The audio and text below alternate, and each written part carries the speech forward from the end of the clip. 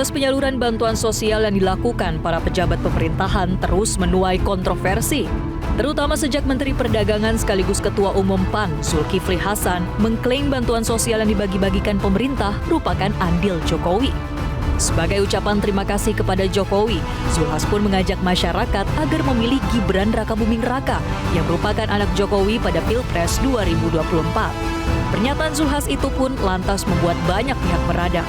Politisi PDI Perjuangan Arya Bima misalnya, ia meminta Zulhas fokus menjalankan tugasnya saja sebagai Menteri Perdagangan.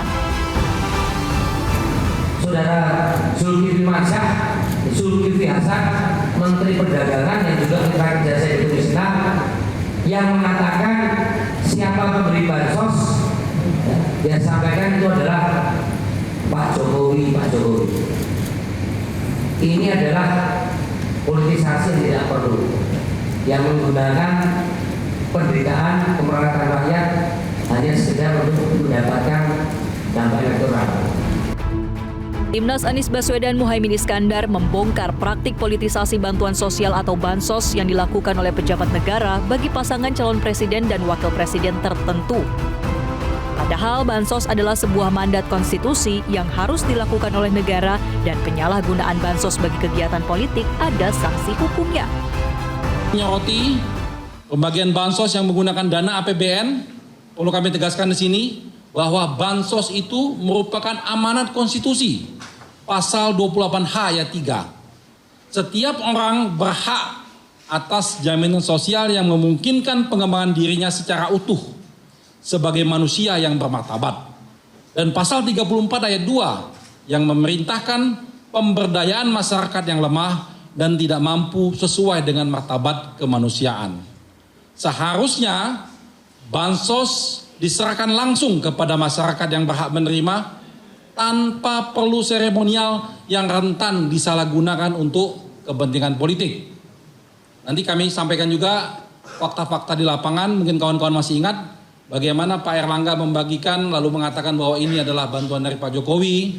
Lalu ada kasus Pak Jokowi membagikan bansos, di belakangnya ada spanduk Gibran dan yang lain. Itu nanti pembagian bansos untuk kepentingan politik jelas melanggar ketentuan pasal 3 Undang-Undang Nomor 31 Tahun 99 tentang pemberantasan tindak pidana korupsi dan juga dapat dikualifikasi sebagai pelanggaran etika berat menurut pasal 80 ayat 3 Undang-Undang Nomor 30 Tahun 2014 tentang administrasi pemerintahan. Pengamat politik Adi Prayitno menyebut bantuan sosial tidak boleh dikapitalisasi oleh kelompok politik tertentu untuk mendongkrak suara pada pemilu 2024 mendatang. Bantuan negara untuk rakyat, bukan bantuan negara tapi dikapitalisasi untuk ke salah satu paslon. Kan itu yang mestinya dihindari. Jangan sampai urusan bansos itu misalnya diasosiasikan untuk menggerakkan dukungan politik kepada salah satu calon, tapi giliran hutang dianggap hutang negara gitu ya. Sementara kalau bantuan sosial ini dianggap sebagai bantuan yang sifatnya dari penguasa hanya untuk mendapatkan elektabilitas tertentu. Ini yang saya kira memang harus dihindari. Oleh karena itu, siapapun nantinya yang punya akses terhadap distribusi bantuan sosial, itu niatkan bagaimana support negara terhadap rakyatnya. Harus diikhlaskan bahwa bantuan sosial itu tidak bisa dikapitalisasi untuk kepentingan sesuatu, terutama terkait dengan Pilpres 2024. Bantuan sosial atau bansos seharusnya diposisikan sebagai bantuan negara untuk meringankan beban masyarakat, tanpa ada embel-embel atribut pribadi atau calon tertentu. Tim Liputan Metro TV.